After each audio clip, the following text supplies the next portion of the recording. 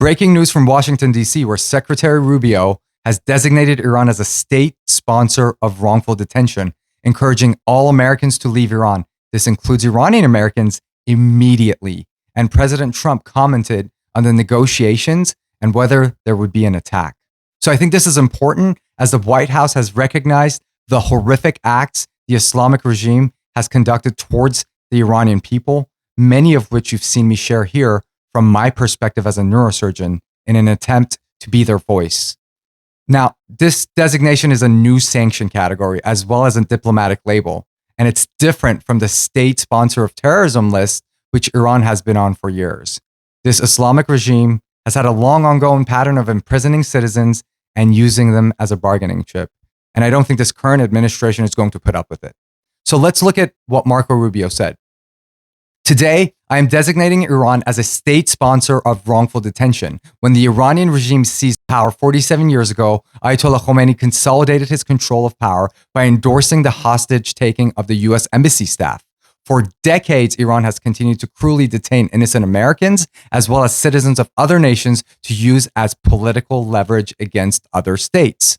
So he goes on to say, if Iran does not stop, we will be forced to consider additional measures, including a potential geographic travel restriction on the use of US passports to, through, or from Iran. And here's the most critical part. No American should travel to Iran for any reason. We reiterate our call for Americans, including Iranian Americans, who are currently in Iran to leave immediately. Now that's pretty powerful. And then when President Trump was asked whether he had a message for Khamenei, this is what he said. Well, they should make a deal, but they don't want to quite go far enough, and it's too bad. Look, we've been playing with them for 47 years, and that's a long time. They've been blowing the legs off our people, blowing the face off our people, the arms. They've been knocking out ships one by one. But every month there's something else, so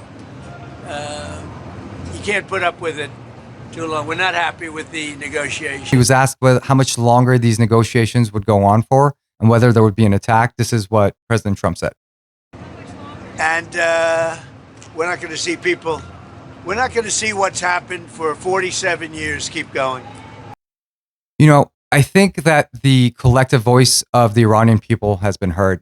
I think that we all wish for their safety and hope that they can achieve freedom, but the next few days are going to be crucial. A lot of unknowns, and the Iranian people have already been through so much heartbreak, and it is so difficult.